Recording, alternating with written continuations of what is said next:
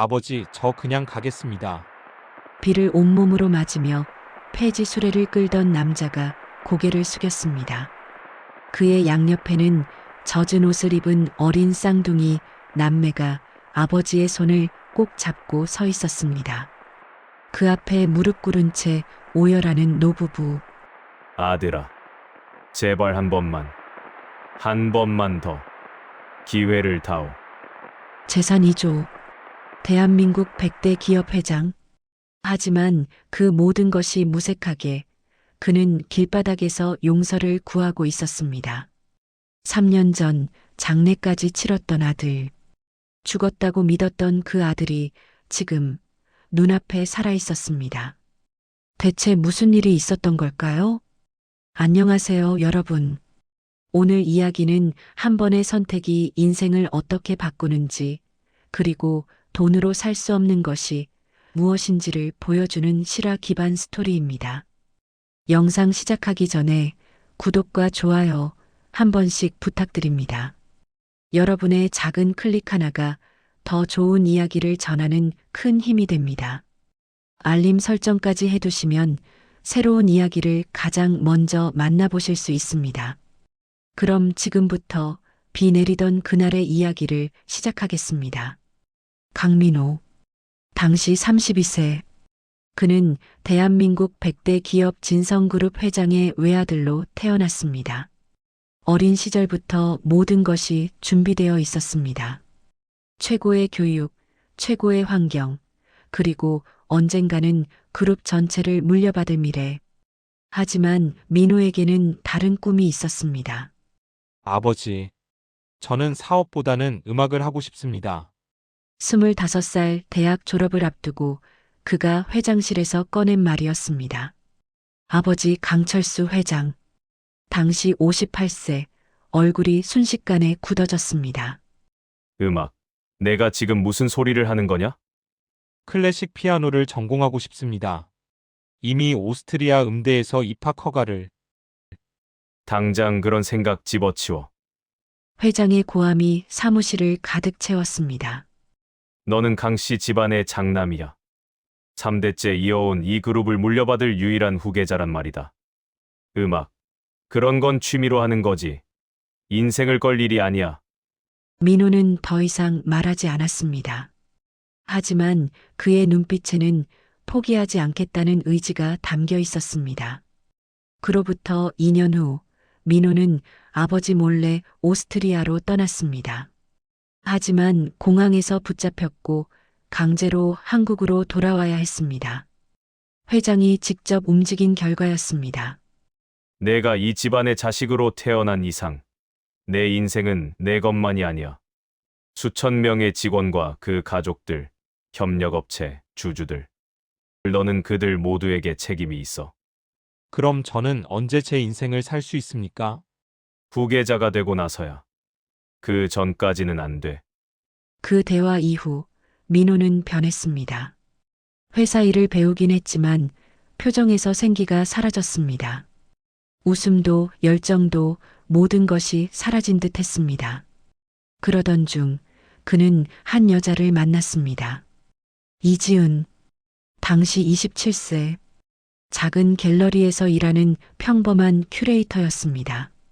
민호는 전시회에서 우연히 그녀를 만났고 처음으로 자신을 강씨 집안의 아들이 아닌 민호로 봐주는 사람을 발견했습니다. 당신은 뭘 좋아해요? 회사 얘기 말고요. 지은이 물었습니다. 그럼 언제 한번 들려주세요. 저도 클래식 좋아하거든요. 그날 이후 민호는 처음으로 누군가 앞에서 피아노를 쳤습니다. 서툴렀지만 진심이 담긴 연주였습니다. 지은은 박수를 치며 웃었고 민호는 오랜만에 진짜 웃음을 지었습니다.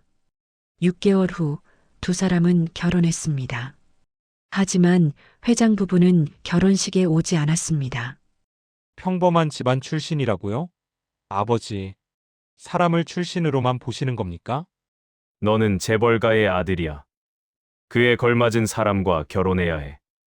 집안도 보고, 학벌도 보고, 사업적 가치도 봐야지. 사랑, 그런 건 결혼하고도 할 수 있어.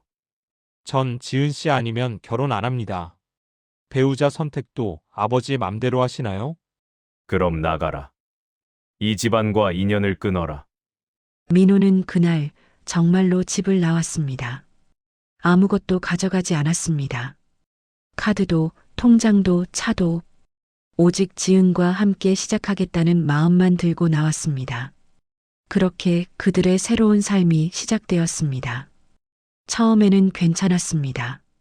민호는 피아노 학원 강사로 일했고 지은은 갤러리에서 계속 일했습니다. 둘이 합치면 생활할 수 있었습니다. 1년 후 쌍둥이 남매가 태어났습니다. 민준이와 민지. 민호는 처음으로 진짜 내 가족을 가졌다는 행복을 느꼈습니다. 하지만 현실은 녹록하지 않았습니다. 쌍둥이가 태어나고 6개월이 지났을 때 지은이 쓰러졌습니다. 희귀암입니다. 진행이 상당히 빠른 편이라 의사의 말에 민호는 귀가 멍해졌습니다. 치료하면 되죠? 수술하면 되죠? 최선을 다해보겠습니다. 하지만 비용이 치료비는 상상을 초월했습니다. 수술비만 5천만 원, 그 이후 항암 치료까지 합치면 1억이 훌쩍 넘었습니다. 민호는 학원을 그만두고 하루에 3가지 일을 했습니다. 새벽 배달, 낮 건설 현장, 저녁 편의점. 잠은 하루 새 4시간. 아이들은 장모님이 봐주셨습니다. 하지만 돈은 모이는 것보다 나가는 게 더 빨랐습니다. 민준 엄마는 민준 아빠에게 조심스럽게 말했습니다. 민준 아빠, 당신 부모님께 연락해보는 건 어때요? 병상에 누운 지은이 조심스럽게 말했습니다. 안 돼요. 절대 안 돼요. 내가 어떻게든 해볼게요. 민호는 고개를 저었습니다. 자존심 때문이 아니었습니다. 아버지에게 돌아가는 순간 지은과의 결혼을 부정하는 것 같았기 때문입니다. 결국 민호는 사채를 썼습니다. 치료비를 마련하기 위해. 이자가 어떻든 상관없었습니다. 아내만 살릴 수 있다면. 지은은 1년을 더 버텼습니다. 그리고 어느 봄날 조용히 눈을 감았습니다. 민준 아빠, 아이들 잘 부탁해요. 마지막 말을 남기고 민호는 장례를 치렀습니다. 작은 장례식장에서 참석자도 몇 명 되지 않았습니다. 아버지에게는 연락하지 않았습니다. 하지만 소식은 들어갔습니다. 회장님, 도련님 부인이 돌아가셨다고 합니다. 비서가 조심스럽게 보고했습니다. 회장은 서류를 보다 말고 잠시 멈췄습니다. 옆에 있던 부인이 떨리는 목소리로 물었습니다. 여보, 민호한테 연락해봐요. 이제 그만. 안 돼.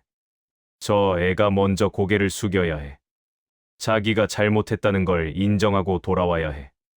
하지만 손주들이 그 애들도 민호가 책임져야지. 우리가 나서면 안 돼. 부인은 더 이상 말하지 못했습니다. 그 사이 민호의 삶은 더욱 무너져 갔습니다. 사채 이자는 눈덩이처럼 불어났고 쌍둥이 남매는 이제 3살이 되어 어린이집에 가야 했지만 보낼 수 없었습니다. 장모님은 건강이 악화되어 더 이상 아이들을 볼 수 없었습니다. 민호는 아이들을 데리고 일을 다녔습니다. 새벽 배달은 포기하고 폐지를 줍기 시작했습니다. 아이들과 함께 할 수 있는 일이었습니다. 아빠, 배고파. 조금만 참아. 아빠가 이거 다 팔면 밥 사줄게. 엄마는 언제 와?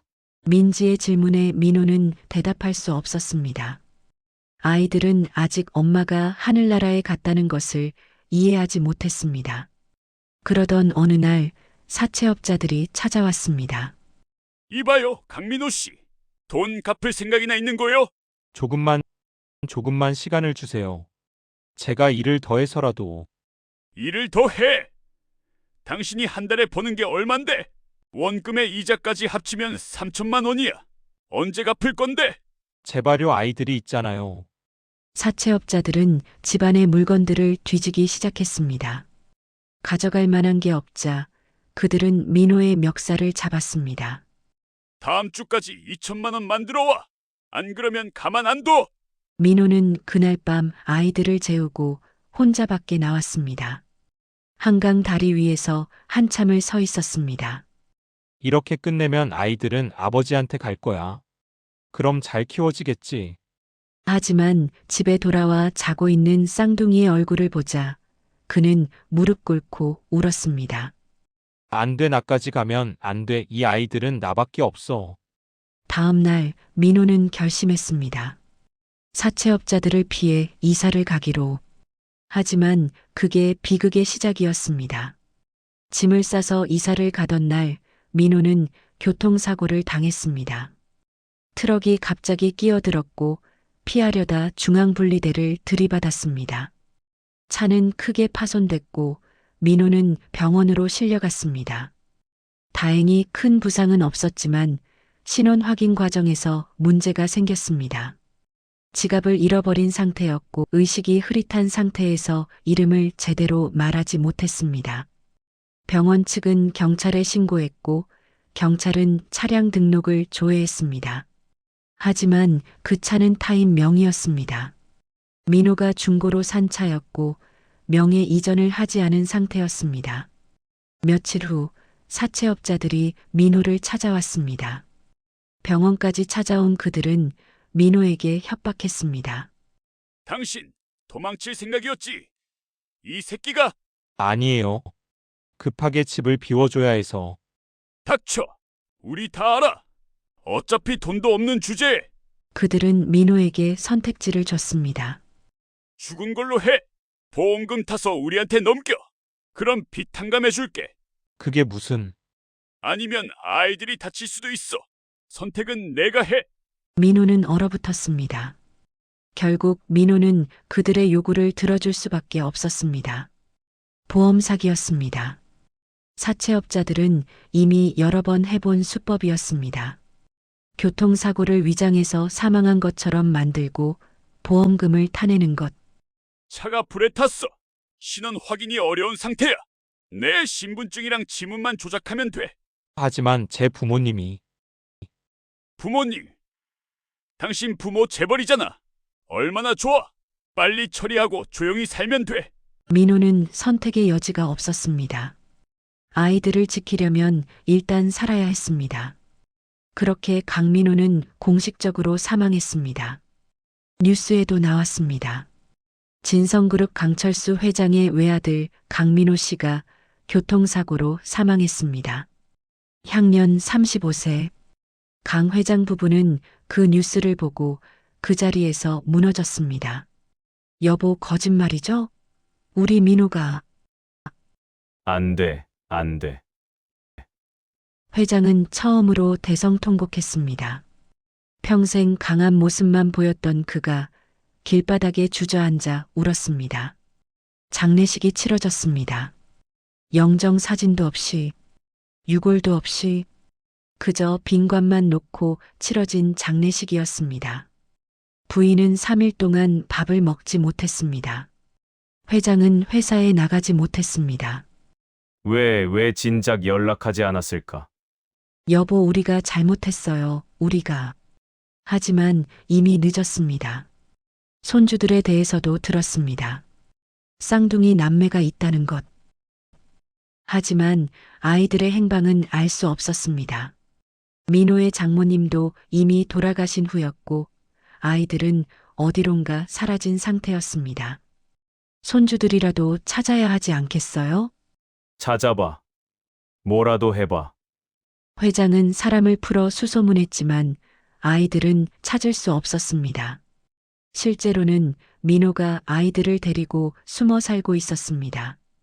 보험금은 사채업자들이 다 가져갔고 민호에게 남은 건 죽은 사람이라는 신분뿐이었습니다. 주민등록도 말소된 상태, 은행 계좌도 쓸 수 없었습니다.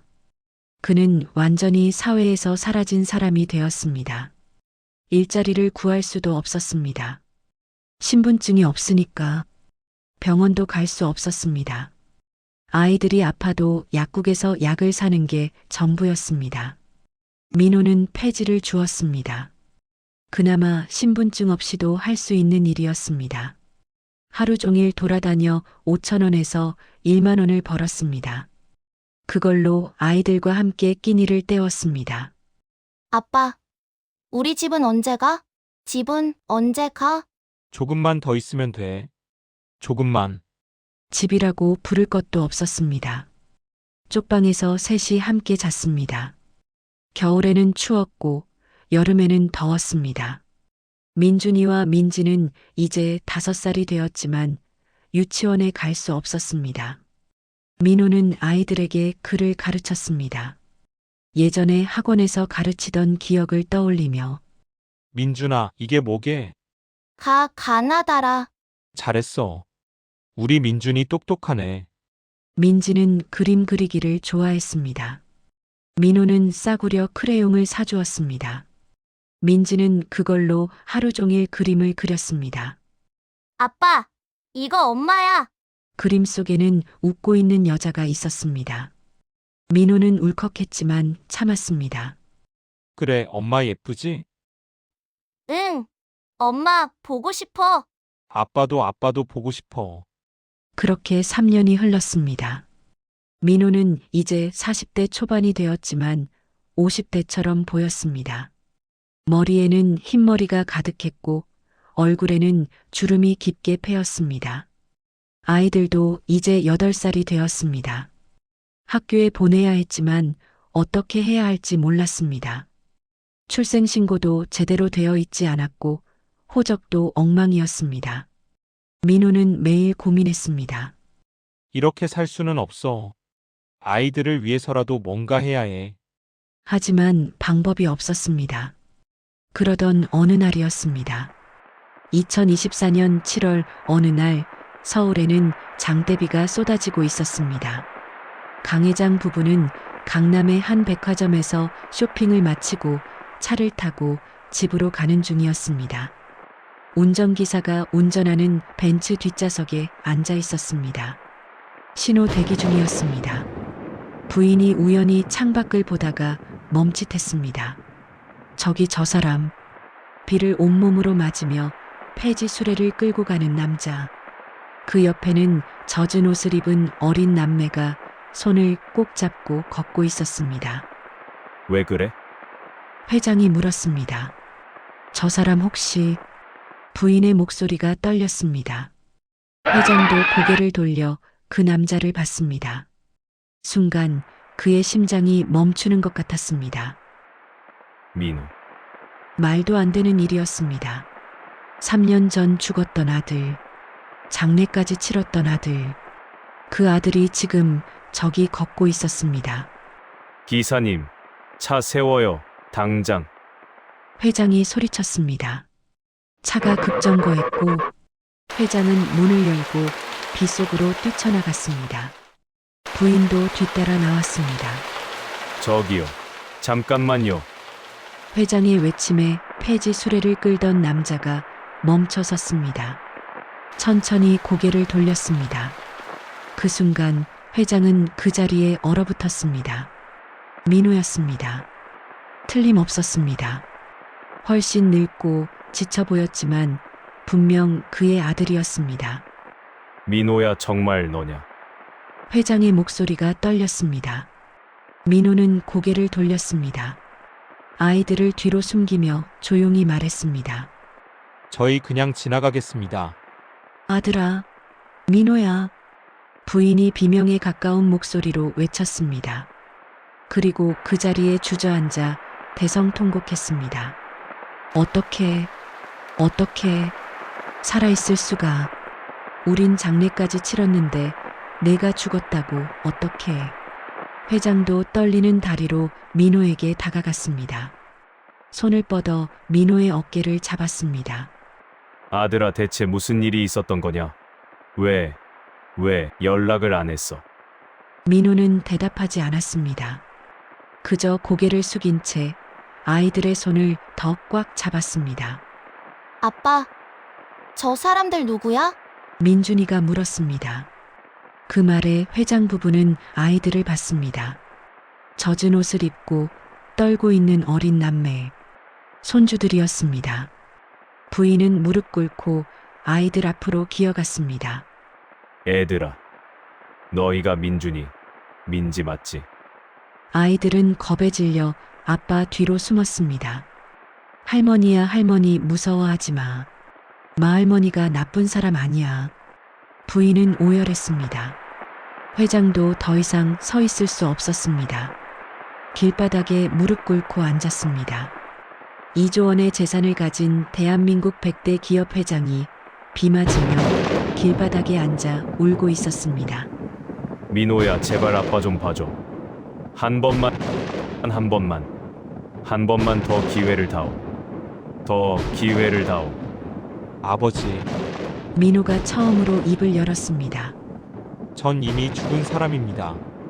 호적에도 없고 사회에도 없어요. 그냥 이대로 살겠습니다. 무슨 소리야? 내가 왜 죽은 사람이야? 살아있잖아. 법적으로는 죽었어요. 보험 사기에 휘말렸고 주민등록도 말소됐어요. 저는 이제 돌아갈 수 없습니다. 회장은 그제야 상황을 조금 이해했습니다. 그럼 더더욱 나한테 와야지. 내가 다 해결해 줄게. 변호사고 뭐고 다 동원해서 내 신분 되찾아줄게. 필요 없습니다.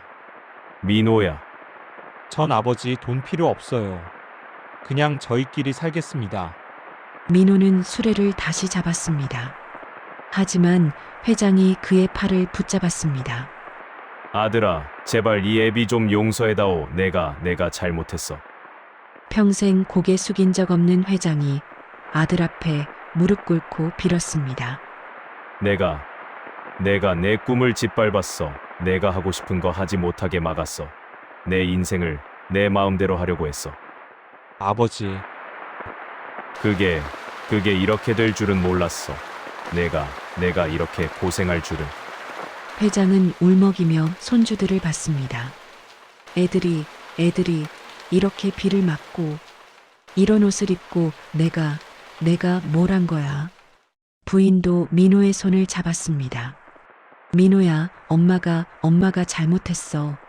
내 결혼 반대한 것도 지은이 좋은 애였는데 엄마가 인정 안 한 거 다 엄마 잘못이야. 어머니, 제발 돌아와줘. 우리 손주들이라도 우리가 키우게 해줘. 민호는 눈물을 참았습니다. 하지만 결국 눈물이 흘러내렸습니다. 아버지, 어머니 늦었어요. 전 이미 안 늦었어. 회장이 소리쳤습니다. 아직 안 늦었어. 내가 살아있잖아. 애들도 살아있잖아. 우리 다시 시작할 수 있어. 하지만 아무것도 필요 없어. 회사고 뭐고 다 필요 없어. 너만 있으면 돼. 제발. 그날 빗속에서 가족은 재회했습니다. 그로부터 6개월이 지났습니다. 강민호는 법적으로 다시 살아난 사람이 되었습니다. 회장이 최고의 변호사들을 고용해 보험 사기 사건을 해결했고 주민등록도 복구했습니다. 사채업자들은 모두 법의 심판을 받았습니다. 민준이와 민지는 이제 정식으로 학교에 다니고 있습니다. 친구들도 생겼고 매일 웃으며 다닙니다. 민호는 회사로 돌아가지 않았습니다. 대신 작은 음악학원을 열었습니다. 아버지가 자금을 댔지만 운영은 민호가 직접 합니다. 아버지, 이번 달 수익금입니다. 그래, 잘했구나. 회장은 더 이상 민호에게 회사 일을 강요하지 않습니다. 대신 일주일에 한 번씩 손주들과 시간을 보냅니다. 할아버지, 오늘 학교에서 그림 그렸어. 그래.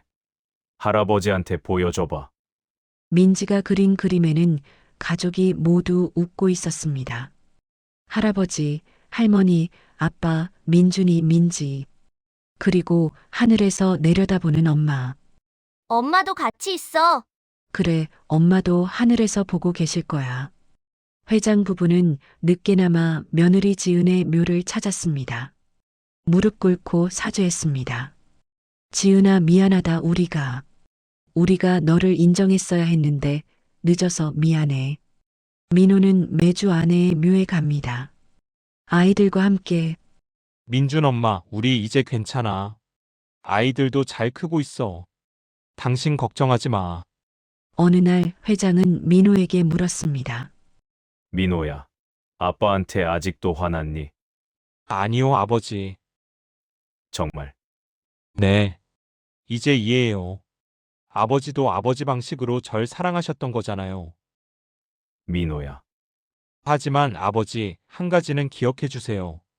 사람은 돈으로 살 수 없어요. 시간도 되돌릴 수 없고요. 그래 아빠가 너무 늦게 깨달았어. 회장은 그날 이후 회사 경영 방식을 바꿨습니다. 직원들의 이야기를 더 들으려 했고 가족과의 시간을 우선시했습니다. 재산은 나중에 다 사라집니다. 하지만 가족은 영원합니다. 한 인터뷰에서 회장이 한 말입니다. 민호의 이야기는 많은 사람들에게 교훈을 줬습니다. 돈이 전부가 아니라는 것, 가족의 소중함, 그리고 한번 흘러간 시간은 절대 되돌릴 수 없다는 것. 오늘도 민호는 아이들과 함께 저녁을 먹습니다. 비록 화려하진 않지만 함께 웃으며 먹는 식사. 그것이 민호에게는 세상 무엇보다 소중합니다. 아빠, 사랑해. 나도 사랑해, 우리 딸. 그렇게 그들의 두 번째 인생이 계속되고 있습니다. 여러분, 오늘 이야기 어떠셨나요? 이 이야기는 우리에게 많은 것을 생각하게 합니다. 돈으로 살 수 없는 것들, 되돌릴 수 없는 시간들, 여러분 곁에 있는 가족, 소중한 사람들을 오늘 한 번 더 안아주세요. 사랑한다는 말, 아직 하지 못했다면 오늘 꼭 해보세요.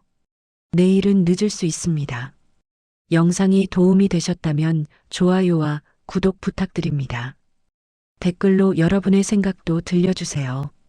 다음에도 더 좋은 이야기로 찾아뵙겠습니다. 감사합니다.